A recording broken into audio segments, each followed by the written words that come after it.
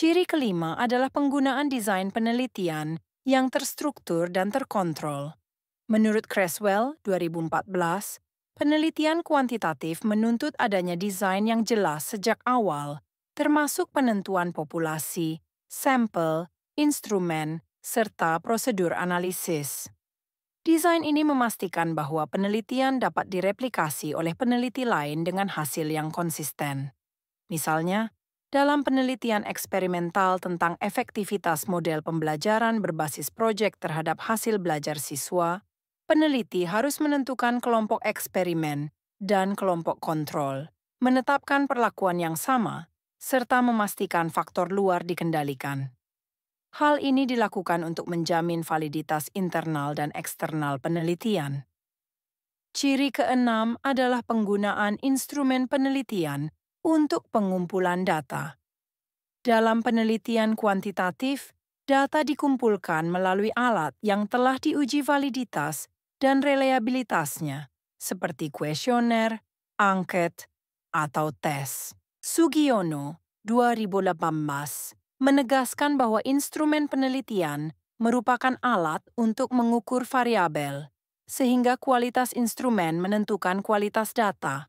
Misalnya, dalam penelitian tentang kepuasan pelanggan terhadap layanan transportasi daring, peneliti menggunakan kuesioner dengan item-item yang mengukur dimensi keandalan, ketepatan waktu, harga, dan kenyamanan.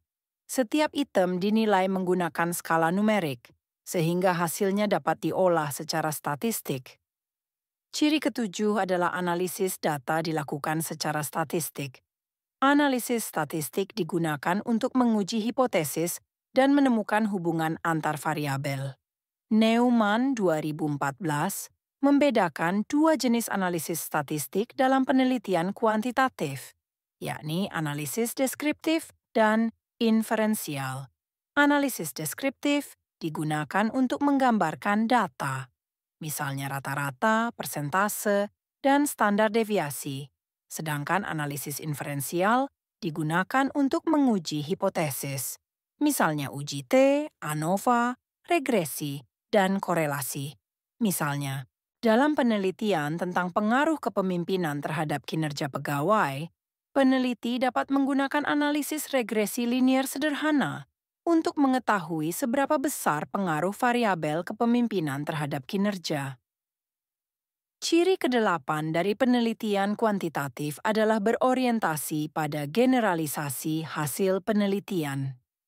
Menurut Creswell 2018, salah satu tujuan utama penelitian kuantitatif adalah menghasilkan temuan yang dapat digeneralisasi ke populasi yang lebih luas.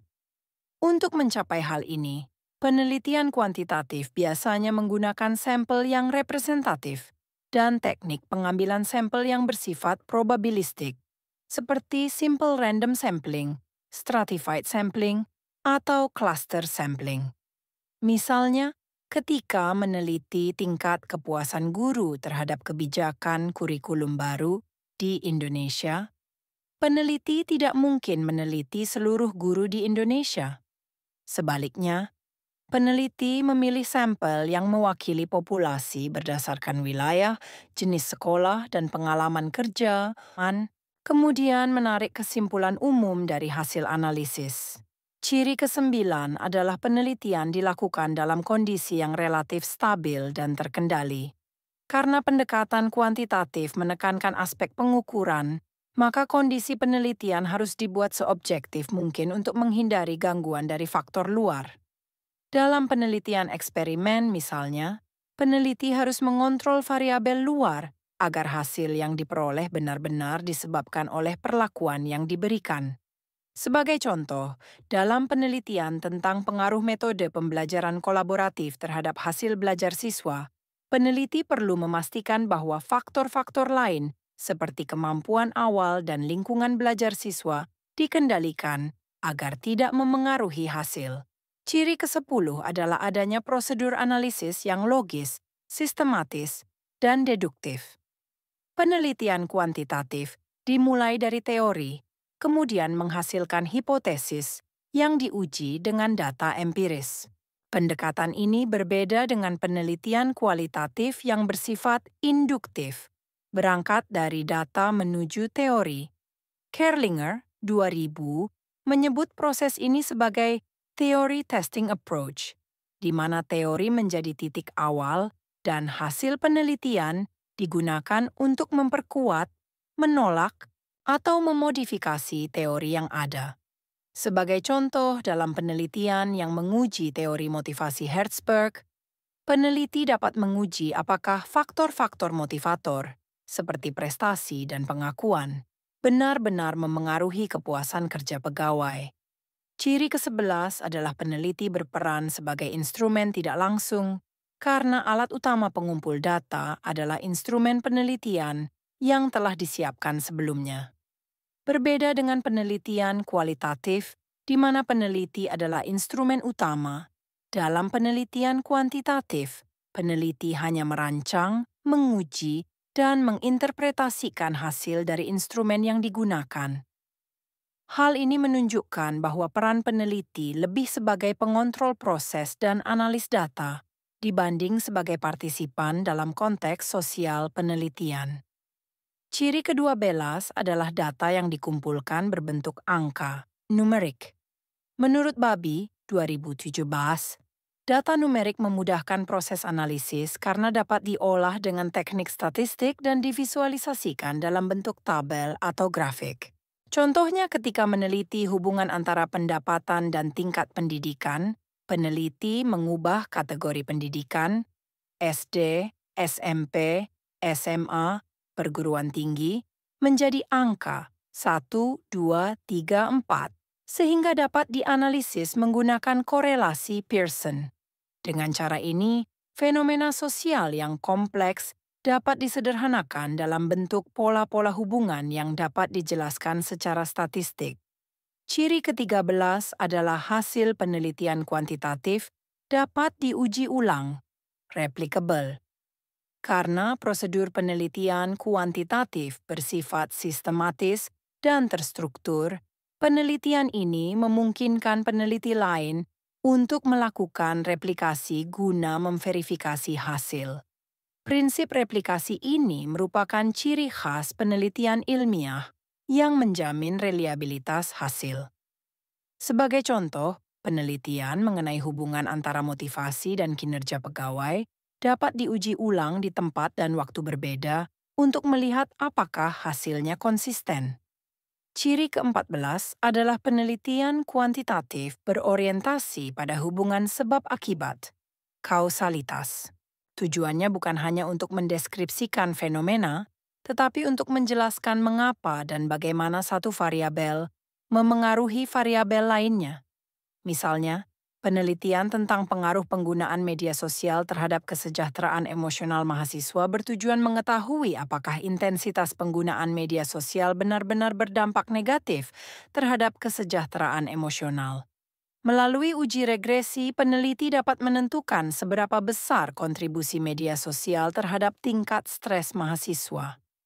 Ciri terakhir dari pendekatan kuantitatif adalah hasil penelitian disajikan dalam bentuk statistik dan angka yang mudah diinterpretasikan secara objektif. Hasil penelitian kuantitatif biasanya disajikan dalam bentuk tabel, diagram, atau grafik untuk menunjukkan distribusi data, hubungan antar variabel, atau pengaruh suatu variabel terhadap yang lain.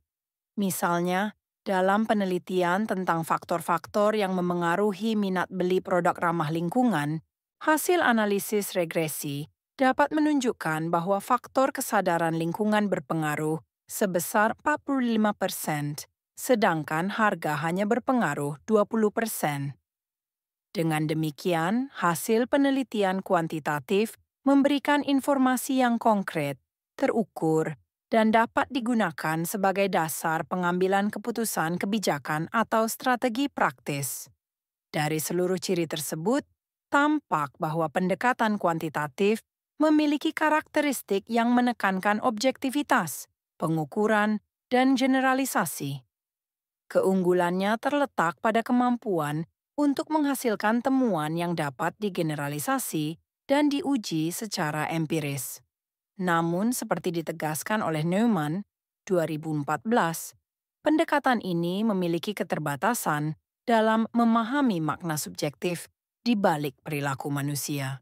Oleh karena itu, dalam banyak kasus, penelitian kuantitatif sering dilengkapi dengan pendekatan kualitatif untuk memperoleh pemahaman yang lebih mendalam dan holistik terhadap fenomena sosial. Dengan demikian, ciri-ciri pendekatan kuantitatif dapat dirangkum sebagai pendekatan yang terstruktur, terukur, objektif, deduktif, dan analitis, dengan peneliti berperan sebagai pengamat yang netral.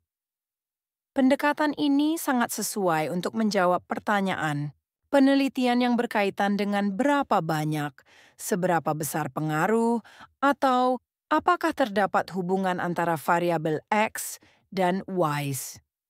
Dalam konteks sosial misalnya, penelitian kuantitatif dapat digunakan untuk mengukur tingkat partisipasi masyarakat, tingkat kemiskinan, kepuasan publik terhadap layanan pemerintah, atau pengaruh pendidikan terhadap kesejahteraan ekonomi. Melalui data numerik dan analisis statistik, pendekatan kuantitatif membantu peneliti menemukan pola umum dan hubungan sebab akibat yang menjadi dasar dalam perumusan teori dan kebijakan sosial.